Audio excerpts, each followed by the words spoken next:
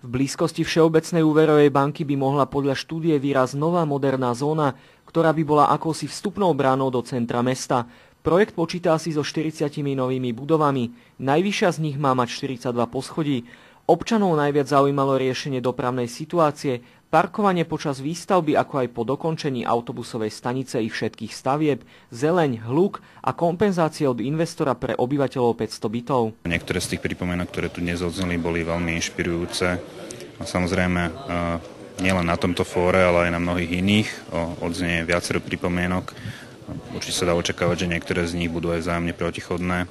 Ako náhle sa zosumarizujú všetky tie pripomienky, ktoré všetky dotknuté orgány a organizácie musia dodať, tak v tej chvíli sa tým moji kolegovia, ktorí majú na starosti tú technickú časť, budú zaoberať a budeme sa snažiť o to, aby bolo čo najviac ľudí spokojných. Určite chcem, aby obyvateľia 500 bytov boli stotožnení s touto výstavbou, aby mali určitý pocit, že